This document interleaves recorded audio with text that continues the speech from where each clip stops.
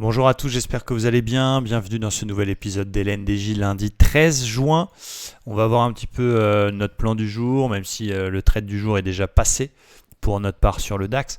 Donc évidemment un marché baissier avec un DAX qui continue sa chute.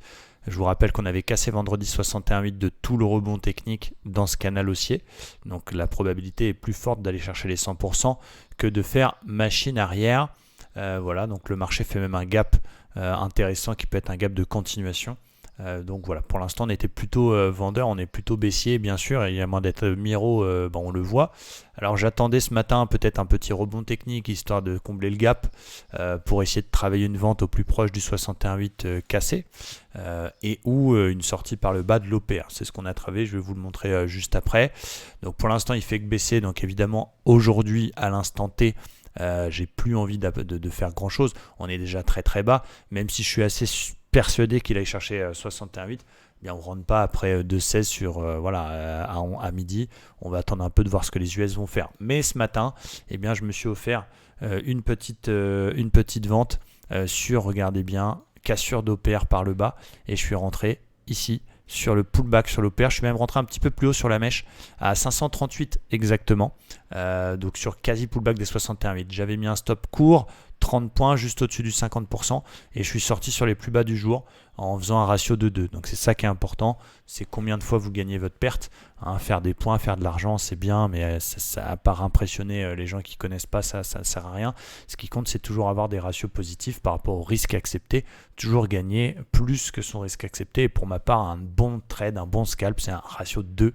Donc là, quand j'ai gagné 2000$, donc je prends des pertes de 0,5% de mon compte à 200 000, et bien du coup, je suis sorti. J'ai bien fait dans un premier temps, on a rebondi, on a fait un plus bas derrière.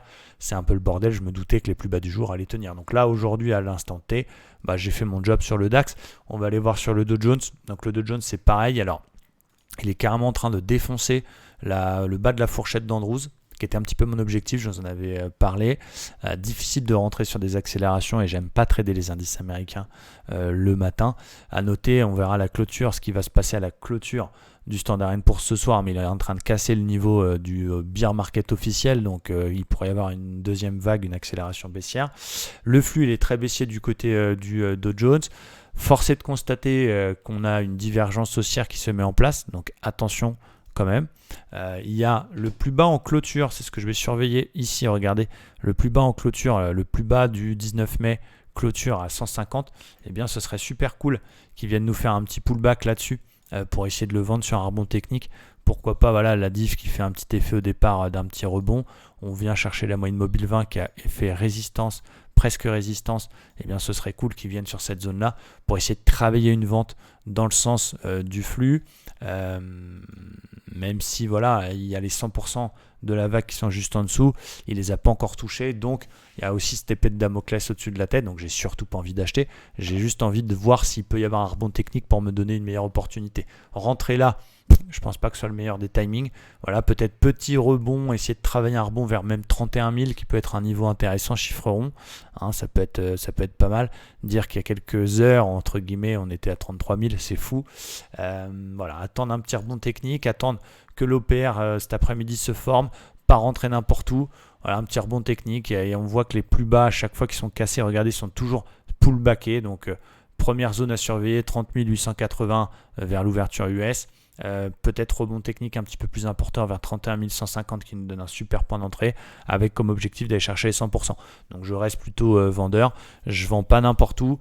Attention à la divergence haussière 1 heure et attention à la séance du jour. Est-ce qu'il va réussir à sauver le bas de la fourchette d'Andrews?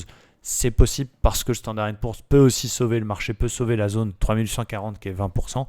Donc voilà, je ne vous incite pas à acheter, je vous invite à pas du tout essayer d'attraper le couteau qui tombe, mais juste à faire attention au timing. Avoir raison trop tôt, ça sert à rien.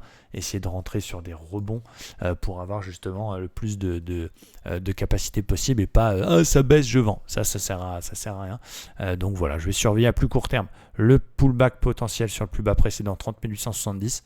On verra ce que l'OPR va nous donner cet après-midi. Est-ce qu'on aura un OPR qui cassera par le bas, une cassure par le haut, réintégration?